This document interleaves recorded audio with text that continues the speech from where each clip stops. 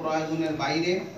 সবচেয়ে ভালো কথা তার উপস্থাপনটা অনেক সুন্দর হয়েছে। অনেকে ভালো আপনার রিডিং করতে পারে না, কিন্তু ওনার উপস্থাপন ভঙ্গি, বাচন ভঙ্গি, শব্দ চয়ন, everything is fine to look at.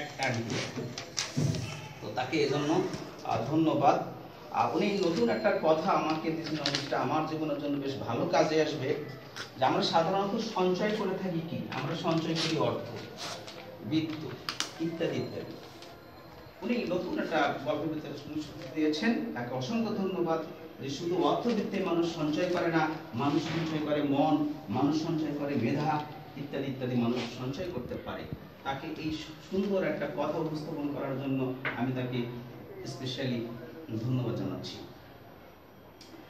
তবে তার গল্পটার ভেতরে আমি দেখলাম আমাদের সমাজ চিত্রটা খুব চমৎকার আকারে উঠে আসছে, এবং দুটো গল্প এখানে পড়েছে না, সেই সাথে ওনার এই যে গল্পটা প্রয়োজনের বাইরে, দুটো গল্পের সমাজ চিত্রটা প্রায় সেমই ছিল, প্রায় সেম ছিল।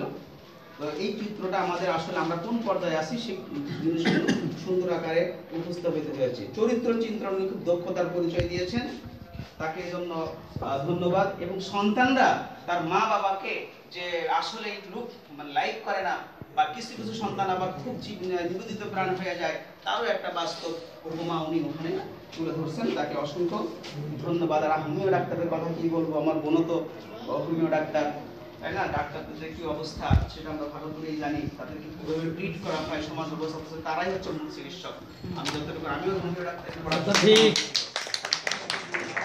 যদিও ওই মানের ডাক্তার আমরা ফাইন্ড আউট করতে পারি না। তাকে নিয়ে আলোচনা করার কোনো নতুন করে প্রয়োজন আছে বলে আমি মনে করি না। ওনার লেখার সাথে আরো 20 বছর আগে থেকে আমি পরিচিত, আমরা একসাথেই মোটামুটি। চঞ্চল ভাইকে অসংখ্য ধন্যবাদ। চঞ্চল ভাই যে কতখানি লেখকদেরকে ভালোবাসেন তার উত্তম প্রমাণ হচ্ছে আমি এই দুর্ঘটনায় পড়ার পরপরই চঞ্চল ভাই আমাকে রিং করলেন, এবং শুধু তাই না, শুধু সেই ভাইবোধা খেয়াল আছে, শুধু সেই গাজীপুর থেকে উনি আমার সাথে দেখা করার জন্য, স্রেফ আমার সাথে দেখা করার জন্য, টোটাল ফতুল্লাহ আমার বাসায় সে জীবনও জান না, খুঁজে বের করলেন আমাকে।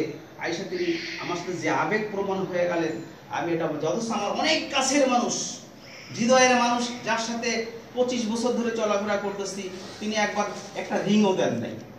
কিন্তু আমাদের চঞ্চল ভাই, তার সাথে আমার চিন্তাধারায় আমরা একটু ভিন্নভাবেই চলি।